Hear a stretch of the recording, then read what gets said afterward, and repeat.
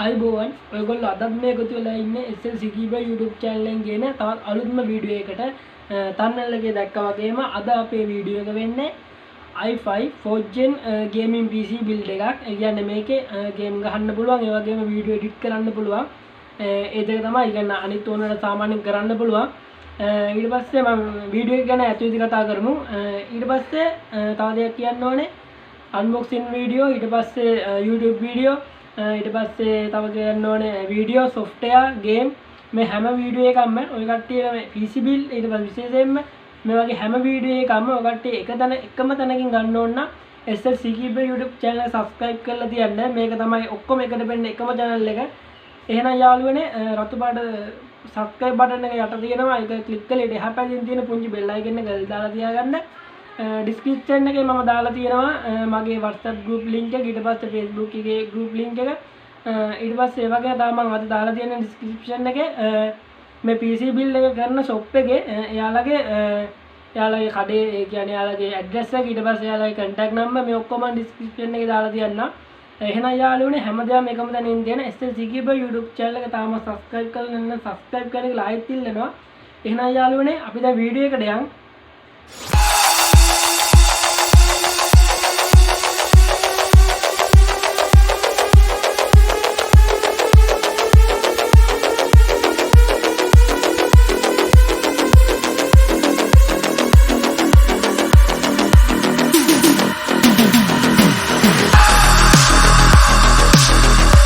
හරි එහෙනම් SL Sikiba යාළුවනේ දැන් එහෙනම් අපි වීඩියෝ එකට ඇවිත් ඉන්නේ. දැන් ඔය කට්ටිය බලන්න යන්නේ මොකද්ද මේ 40000ට හදන්න යන ඔයාලා thumbnail එකේ දකින්න ඇති i5 කියලා දාලා තියෙනවා. ඒ කියන්නේ i5 4th gen PC එකක් තමයි හදන්න යන්නේ අද. ඒ කියන්නේ build එකක් තියෙන්නේ. එහෙනම් මාව subscribe කරලා පල්ලෙහින් subscribe button එක click කරලා ඉඩහා පැත්තෙන් තියෙන මුංජි bell icon එකත් දාලා තියාගන්න. එතකොට තමයි මම දාන notification ඔයගොල්ලෝ ගාවටම ගෙන්න ගන්න පුළුවන්. එහෙනම් දැන් අපි අපේ වීඩියෝ එකට යන්. අද මම අපේ වීඩියෝ එකට අරන් තියෙන්නේ තමා කම්පියුටර් shop එක. මම ඊට කලිනුත් ඒ shop එකෙන් තමයි bill කියන්නේ bill assemble කරලා තියෙන්නේ. එහෙනම් මේකත් ඒ shop එකෙන්ම තමයි කරන්නේ. දැන් එහෙනම් අපි අපේ browser එක on කරගෙන අපි මම යන්නේ Google Chrome browser එකෙන්. මං කලින්ම ඒක on කරලා තියාගත්තා. ඒ කියන්නේ ඔය කට්ටියත් මේ shop එකේ ඒ කියන්නේ මෙයාලගේ මේ website එකට යන්න ඔයාලා Google එකේ ගිහින් search bar එකේ ගහන්න තමා computer price list කියලා. එතකොට ඒ කට්ටියගේ price list එක එනවා මේ විදිහට වැටෙනවා. එහෙනම් දැන් අපි පටන් ගමු අපේ build එක. දැන් අපේ machine ඒ කියන්නේ අපේ PC එක හදන ඉස්සෙල්ලාම වැදගත් වෙන්නේ processor එක. අපි බලමු අපි දැන් අද තෝරගෙන තියෙන processor එක කොහොමද කියලා. මෙයාලගේ මේ shop එකෙන් ඒ කියන්නේ මෙයාලගේ website එකේ මේ අපි බඩු බලද්දි මේ පැත්තේ තියෙනවා. ඒ කියන්නේ වම් පැත්තේ තියෙන යාලගේ හැම item එකකම photos ඒ කියන්නේ පොඩි මාතෘකාවක් වගේ එකක් තියෙයි. ඒක එකපාර click කරාම යාලගේ තියෙන බඩු ඒ කියන්නේ parts තියෙන තැනට යන්න පුළුවන්. එහෙනම් අපි දැන් ඉස්සෙල්ලාම මේ processor කියන එකට ගිහිල්ලා බලමු processor මොනවද තියෙන්නේ කියලා. එක එකපාරක් එහෙම ක්ලික් කරාම එතෙන්ට යනවා. දැන් ඇත්තම ඔය කට්ටියට කියන්න ඕනේ මේ දවස්වල බඩුත් ගණන් හින්දා ඒ කියන්නේ brand new part දාන්න බෑ. ඒ හින්දා අපි පුළුවන් තරම් used part දාලා තමයි මේ PC එක හදන්නේ. එතකොට දැන් මේ කට්ටිය එකපාර processor කියන එක ක්ලික් කරාම මේ වගේ dashboard එකකට තමයි එන්නේ. එතකොට එතනත් උඩ තියෙන new product use product කියලා අපි මෙතන යන use product වල මං ඉස්සෙල්ලා මේ build එකට තෝරගත්තේ i5 4th gen processor එක. ඒ කියන්නේ මේක මේවා use ඒවා. ඒ කියන්නේ දැන් මේක 41000ක් නේ. ඒ කියන්නේ ඕන ගේමක් සාමාන්‍යයෙන් ගහන්න පුළුවන්. ඒ කියන්නේ දැන් මෙතෙක් ආපු ඕන ගේම් එකක් ගහන්න පුළුවන්. මම මේක RAM එක ගැන පස්සේ කියන්නම්. ඒ හරියට ඇද්දි ඊටු ටික කට්ටියට මං කියන්නම්. අපි එකපාරක් මේක උඩ ක්ලික් කරාම මේ කට්ටියෙන් processor එක බලා ගන්න පුළුවන්. මෙහෙම තමයි මේ processor එක පෙන්නන්නේ. මේ processor එකේ processor එකක් ගත්තාම අපිට මේවා ගොඩාක් වැදගත් වෙනවා. මේකේ තියෙන gigahertz ගාන මේක gigahertz ගාන නම් තියෙන්නේ 3.3 gigahertz තියෙන්නේ. ඊට පස්සේ මේ processor එකේ නම තමයි 4th generation Intel Core i5 processor එක. ඊට පස්සේ මේක i5 4590 වෙන් තමයි මේක ඉන්නේ. ඊට පස්සේ තවත් වැදගත්ම දෙයක් තමයි අපිට මේ වගේ මේ කෝස් ගානේ ටෙට්ස් ගානයි දැන් මේ i5 4th gen එකේ තියෙන කෝස් 4යි ඊට පස්සේ ටෙට්ස් 4කුත් තියෙනවා MCAS එක 8ක් තියෙනවා. ඒ කියන්නේ නැත්තන්ම ගොඩක් හොඳ සාමාන්‍යයෙන් ලොකු බර වැඩක් වුණොත් අපිට මේක පහසුවෙන් කරගන්න පුළුවන්. මේ ප්‍රොසෙසර් එක ඒ කියන්නේ මේ ප්‍රොසෙසර් එකට මේ කට්ටිය වෝට් 84ක් තමයි ඉල්ලන්නේ. මම ඒකටත් ගැලපෙන පවර් සප්ලයි දාලා තියෙනවා. එහෙනම් ප්‍රොසෙසරේ වැඩ ඉවරයි. එහෙනම් ඊට පස්සේ අපි යමු දැන් අපි ප්‍රොසෙසරේට ගැලපෙන මදර් බෝඩ් එක කෝකද කියලා තෝරන්න. ඊට පස්සේ මෙතන තියෙනවා මදර් බෝඩ්. එතනින් ගියාම එතනොත් අපි අර ඉස්සෙල්ලා කරා වගේ මියුසික් ප්‍රොඩක්ට් වල තමයි යන්නේ. දැන් මේ මදර් බෝඩ් එක නම් ඒ කියන්නේ මේ i5 4th gen එක නම් ඕනේ H81 මදර් බෝඩ් එක. මේක මෙතන තිබ්බ H81 මදර් බෝඩ් මෙතන 61 තියෙනවා. ඊට පස්සේ මෙතන B75 තියෙනවා. අපි තාපාර පොඩ්ඩක් ඉස්සරහට ගිහිල්ලා බලමු. මෙතන තියෙනවා H81 මදර් බෝඩ් එක. ඊට පස්සේ ඇත්තටම මේ මදර් බෝඩ් එක ගොඩක් හොඳයි. ඒ කියන්නේ මෙයාලා 3 month warranty එකක් දෙනවා. ඒ කියන්නේ අපිට අපි ගන්න මේ PC එක මෙයාලා assemble කරගත්තොත් ඒ කියන්නේ ඇත්තටම ගොඩක් හොඳ හදිස්සිය මොකක් කර වුණත් මේ කට්ටිය අපේ PC එකට වග කියනවා. දැන් මේ මදර් බෝඩ් එක කිව්වහම මෙතන තියෙන VGA port එක තියෙන sound card port ඒ අනම්මන ඒ ටික තියෙනවා. ඊට පස්සේ මේකේ SATA port 4ක් තියෙනවා. මේ මදර් බෝඩ් එක ගැන තව කිව්වොත් මේ මදර් බෝඩ් එකේ RAM slot 4ක් තියෙන. ඒ කියන්නේ ගොඩක් හොඳ සාමාන්‍යයෙන් මේකට මේක RAM 32GB නම් සපෝට් කරන්නේ නැති වෙයි. ඒ කියන්නේ මේකට සාමාන්‍ය 4GB 4ක් වගේ ගහගත්තොත් 16 ගන්න පුළුවන්. එහෙනම් තව 8GB දෙකක් ගත්තොත් 16 ගන්න පුළුවන්. අර මදර් බෝඩ් එකේ තියෙන අර මේකත් තියෙන එක මම හරියටම දන්න ඒක ගන්න බෑ කියන්නේ සපෝට් කරන්න නැච්ච ලොකු RAM ප්‍රමාණයක්. ඊට පස්සේ මේ මදර් බෝඩ් 5300ක් විතර වෙන්නේ මාතුන warranty තියෙන එක මම කලින් කීවා. එහෙනම් මදර් බෝඩ් එක ගැන එච්චරයි කතා කරන්න තියෙන්නේ. එහෙනම් මම දැන් ඊළඟට යන්නම් අපේ මැෂින් එක ඒ කියන්නේ අපේ මේ මදර් බෝඩ් එකට දාන්න මොනවද ඕන RAM එක ගැන. එහෙනම් අපි දැන් අපේ RAM එකට ගිහිල්ලා බලමු. මේ කට්ටියගේ මෙතනම වම් පැත්තේ තියෙන මෙයාලා වෙබ්සයිට් එකේ memory කියලා. ඉතින් memory එකට එකපාරක් ක්ලික් කරාම කෙලින්ම යන්නේ යාළගේ RAM වලට. මම RAM එක නම් තෝරගෙන තියෙන්නේ DDR3 8GB RAM එක. මේක තමයි මේක memory DDR3 8GB RAM එකක්. ඒ කියන්නේ මේකට ඉල්ලන්නේ වෝට් 1.5 තමයි RAM එකට ඉල්ලන්නේ. මේක තියෙන DDR3 1600 MHz. ඒ කියන්නේ අපේ අර H81 මදර් බෝඩ් එකට හොඳ සපෝට් කරනවා. ඒ කියන්නේ කිසි අවුලක් නැහැ. ඒක RAM එක ගැන එන එච්චර කතා කරන්න තියෙන්නේ. මං කියන්නේ ඔය කට්ටියට තව RAM එකක් ගහගන්න පුළුවන්. ඒක නාත් පොඩ්ඩක් බජට් එක වැඩි කරගන්න ඕන. තව RAM එකක් ගහගන්න. එතකොට ඔක්කොම ටෝටල් 16GB වෙනවා. ඒ කියන්නේ සාමාන්‍යයෙන් ගේම් එහෙම අරුවට ගහන්න පුළුවන්. ගේම් ඊට පස්සේ එඩිටින් වගේ එහෙම ගේම් වලට සාමාන්‍ය නෝමල් කරගන්න පුළුවන්. RAM එක ගැන ඉතරයි කතා කරන්න තියෙන්නේ. ඊට පස්සේ මං යනවා අපේ හાર્ඩ් එකට. මේ කට්ටියගේ මම මෙතනින් තේරුවා ස්ටෝරේජ් කියලා මෙතන තියෙනවා. ස්ටෝරේජ් එකට ගියාම මම අපේ මේ PC එක හાર્ඩ් එක ඇතුළේ තෝරගත්තේ 500GB හાર્ඩ් එක. මේ 500GB හાર્ඩ් එක රුපියල් 2800ක් විතර වෙන්නේ.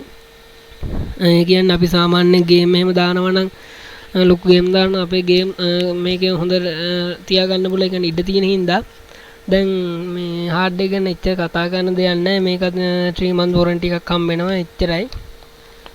ඊට පස්සේ තව වැදගත්ම දෙයක් තමයි දැන් මේ දවස්වල කියන්නේ අලුතෙන් හදන හැම බිල්ඩ් එකකම ගොඩක් කට්ටිය SSD පාවිච්චි කරනවා. මම ওই කට්ටියටත් කියන්නේ මේක රුපියල් 40000ට පාඩු නෑ. ඒ කියන්නේ මම මේ PC බිල් එකට SSD එකක් ඒ කියන්නේ සපෝට් ඒ කියන්නේ එකතු කරලා තියෙන්නේ. ඊට පස්සේ අපි ඒ කට්ටියගේ වෙබ්සයිට් එකේ මේ පැත්තෙන් මේ ගියාම දැන් තියෙනවා SSD කියලා.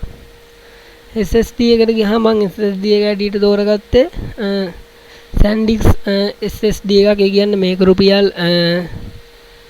4500ක් වෙන්නේ 3 month warranty එකක් තියෙනවා. මේක 128GB storage එකක් තියෙන. ඒ කියන්නේ අපේ ඇත්තටම මෙහෙම එකක් දාගත්තා නම් අපේ මැෂින් එක on off කරන්න ඒ වගේම අපේ තියෙන ගේම් කියන්නේ සාමාන්‍ය ඕන දේ රන් කරන්න ගොඩක් ස්පීඩ් කරගන්න පුළුවන් අපේ මැෂින් එක. ඊට පස්සේ මේක ස්පීඩ් කරගන්න පුළුවන් කියන්නේ දැන් ඒ කියන්නේ ගොඩක් හොඳ මේක SATA port දෙන්නේ. සාමාන්‍ය අනිත් හાર્ඩ් වලට දෙනා වගේම තමයි මේකෙත් දෙන්න තියෙන්නේ. ඊට පස්සේ දැන් අපි SSD එක හරි RAM හරි motherboard එක ඔක්කොම හරි ඊළඟට මම යන්නම් දැන් අපේ මැෂින් එක පවර් කරන්න ඕන හොඳ පවර් සප්ලයි එකක්. ඒ කියන්නේ දැන් මේ අපේ RAM තියෙනවා motherboard මේ ඔක්කොම හොඳ පවර් එකක් දෙන්න ඕනේ. අපේ i5 4th gen එකක් තියෙන්නේ. ඒ වගේම එහෙනම් අපි දැන් මෙතෙන්ට ගිහිල්ලා බලමු කොහොමද මේ කට්ටිය පවර් සප්ලයි තියෙන්නේ කියලා. දැන් අපි පවර් සප්ලයි දාන්නේ යූස් කරන ඒවා. ඒ කියන්නේ බ්‍රෑන්ඩ් නිව් නම් දාන්න බ්‍රෑන්ඩ් නිව් ගොඩක් ගණන්. මෙතනින් අපි තෝරන පවර් සප්ලයි මෙතන තියෙනවා. ඊට පස්සේ පවර් සප්ලයි උඩ එක බ්ලාක් ක්ලික් කරාම මේ කට්ටියගේ වෙබ්සයිට් එකේ මේ වරන් තියෙන බ්‍රෑන්ඩ් පවර් සප්ලයි රුපියල් 90000 ක් තියෙනවා. අපේ බිල්ඩ් එකට ඒව දාන්නේ. අපේ බිල්ඩ් එකට දාන සාමාන්‍යයෙන් මම තෝරගත්තේ වොට් 500 ගේමින් පවර් සප්ලයි එකක්. ඒ කියන්නේ ඇත්තටම ගොඩක් හොඳයි. කියන්නේ අපි ඔය කට්ටිය මේ බිල්ඩ් එකට VG කාඩ් එක මම වීඩියෝ එක පොඩ්ඩක් කට් කරා. මේ මොකුත් හිතන්න එපා. දැන් මම ගියේ හිටියේ මේ පවර් සප්ලයි එක ගැන. මේ පවර් සප්ලයි එකේ 1800 කියන්නේ ඇත්තටම හොඳයිනේ. මේක 6 pin VGA port එක තියෙනවා. අපේ VGA කාඩ් එකක් ගහනවා නම් ඒ කියන්නේ අපේ VGA කාඩ් එක හොඳ පවර් කරන්න පුළුවන්. මේක හොඳ පවර් සප්ලයි එකක් තියෙන්න ඕනේ. එහෙනම් යාළුවනේ දැන් අපේ PC එකේ ගොඩක් වැඩ ඉවරයි. ඊට පස්සේ දැන් අන්තිමට අපිට තියෙන PC කේසින් එකක් දාන්න තමයි. දැන් අපි මෙතනින් කේසින් එකක් තෝරමු. මම මේ PC කේසින් එකට තේරුයි. ඉතින් අපි වෙන්ද ගන්න low budget gaming PC වල දාන එකම තමයි. දැන් අපි පරණ කට්ටිය දන්නවා මම මොනවා සාමාන්‍ය low budget එකට දාන අඩුම කේසින් එක කියලා. එහෙනම් දැන් අලුත් කට්ටියක් දැනගන්න low budget වලට සාමාන්‍ය ඉතින් ගැලපෙන්නේ මේකත් ගැලපෙනවා. මේ අපි බලමු මේ කේසින් එක මොකක්ද කියලා. මේකේ නම මම හරියට දන්නේ නැහැ. මේක Fantage CG72 කේසින් එක. ඒ කියන්නේ ඒක රුපියල් 6000ක් විතර වෙන්න ඕන. කැමති නම් ඒ වගේ එකක් දාන්න. ද රුපියල් 2000ක් විතර බජට් එක තියෙනවා නම් නැත්නම් අපි වෙනද විදිහටම දාන්නේ G9 ගේමින් කේසින් එක. ඒ කියන්නේ මේකත් ඇත්තටම ගොඩක් හොඳයි. මේක හොඳ කූලින් සිස්ටම් එකක් තියෙනවා. මේකට ෆෑන් 7ක් සෙට් කරන්න පුළුවන්. ඒ කියන්නේ RGB මිලිමීටර් 120 ෆෑන් 7ක් සෙට් කරන්න පුළුවන්. කලින් නම් මේක තිබ්බ රුපියල් 4500ට දැන් නෑ 4800ක් වෙලා. ඒ කියන්නේ බඩුත් ගණන් හින්දා මේවත් ඔක්කොම ගණන් ගිහිලා තියෙන්නේ. දැන් සාමාන්‍ය ගොඩක් ගේමින් කේසින් වලට ROM එකක් දාන්න බෑ. ඒ වුණාට මේ G9 ගේමින් කේසින් එකේ මෙතන මේක අලයින් කරලා මේකට සාමාන්‍ය ROM එකක් දාගන්න පුළුවන් අපිට. ඊට පස්සේ තවත් මේක කියන්න ඕනේ මේ කේසින් එක කිලෝග්‍රෑම් 4.6 ග්‍රෑම් IC බරයි. ඊට පස්සේ තවත් කියන්න දේවල් මේකට සාමාන්‍ය මාතෘක වොරන්ටියක් දෙනවා මෙයාලා. තව වැදගත්ම දෙයක් තමයි මේකේ තියෙනවා USB 3.0 කියන USB port එක. ඒ කියන්නේ USB 2.0 කියන port එකක් තියෙනවා. ඒ කියන්නේ ගොඩක් හොඳයි. අපිට pen එක USB එකක් ගහගත්තා හොඳ display එකෙන් හොඳ වැඩක් කරගන්න පුළුවන්. එහෙනම් දැන් මේ අපේ build එක ඉවරයි. එහෙනම් දැන් මේ අපේ ඔය කට්ටිය දකින්න නැති අපේ මේ build එක මොකක්ද තියෙන අඩුව කියලා. ඇත්තනම් මේකේ තියෙන අඩුව තමයි අපිට VGA කාඩ් එකක් නැති එක. මොකද මේ දවස්වල VGA කාඩ් ගණන් ඊට පස්සේ ගොඩක් ඒවා අවුට් ස්ටොක් තියෙන හින්දා අපිට කරන්න දෙයක් නැහැ. කියන්නේ ඔයාලට පුළුවන් නම් VGA කාඩ් එකක් දාගන්න. මෙයාලගේම වෙබ්සයිට් එකේ තියෙනවා VGA කාඩ්. මොකද මම ඇඩ් කරේ නැහැ. මොකද VGA කාඩ් එකක් ඇඩ් කරා නම් තව අපේ බජට් එක ටිකක් වැඩි වෙනවා. මෙතන තියෙනවා GTX 550 Ti 1GB කාඩ් එක රුපියල් 7000ක් විතර වෙන්නේ. ඉතින් ඒ වගේ එකක් ගන්න ඒ ගන්න එක තමයි රුපියල් 7000යි. කලින් නම් තිබු රුපියල් 6500 6000යි. දැන් ගණන් හින්දා බඩු ගණන්. ඔයාලා කැමති නම් මේ වගේ VGA කාඩ් එකක් සෙට් කරගන්න. ඒ කියන්නේ අපේ මැෂින් එක හොඳ performance තියෙන මැෂින් එකක් කරගන්න ඕනේ. ඒ කියන්නේ අපේ මැෂින් එකට සාමාන්‍ය මේ GTX 550 Ti වගේ ගහලා වැඩක් නැහැ. ගහනවා නම් මේ වගේ VGA කාඩ් එකක් හොඳයි. GTX 1050 Ti 4GB කාඩ් එකක් ගහනවා. ඇත්තටම ගොඩක් හොඳ. ඒ කියන්නේ හොඳ performance එකක් අපිට ගන්න පුළුවන්. මම ඔයාලට කියන්නේ සාමාන්‍යයෙන් අපි අර නිකන් අර බාස් හොඳ වුණාට ගෝලය වැඩක් නැත්නම් ඒ කියන්නේ එතන වැඩේ හරියට වෙන්නේ නැහැ. ගෝලය හොඳ වුණාට බාස් වැඩක් නැත්නම් එතන හරියට වැඩේ වෙන්නේ නැහැ. එහෙනම් ඒ වගේ තමයි මෙතනත් හොඳ VGA කාඩ් එකක් බලලා ගහ ගන්න. අපේ i5 4th gen මැෂින් එක හොඳ සපෝට් එකක් කරගන්න ඕන නම් එහෙනම් යාළුවනේ එච්චරයි කියන්න තියෙන්නේ. එහෙනම් SLC Keyboard YouTube channel එක තාමත් subscribe කරලා නැත්නම් පල්ලෙහා තියෙන රතු පාට subscribe button එක click කරලා ඊට එහා පැත්තෙන් තියෙන පුංචි bell icon එක දාලා තියාගන්න. මම මේ තමා computer shop එක මෙයාලගේ link දාන්න. ඊට පස්සේ මෙයාලගේ number දාන්න. මෙයාලගේ shop එක නම් තියෙන්නේ මිනුවන්ගොඩ. ඔයාලා කැමති නම් ගිහින් ගන්න. නැත්නම් මේ කට්ටියට පුළුවන් courier service එකෙන්ම ගෙදරට ගෙන්න ගන්නත් පුළුවන්.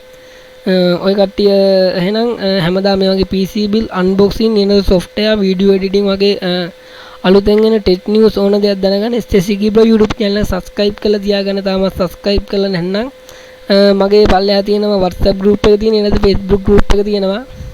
ඒවටත් ඔයාලා set වෙන්න කියලා මං ඉල්ලනවා.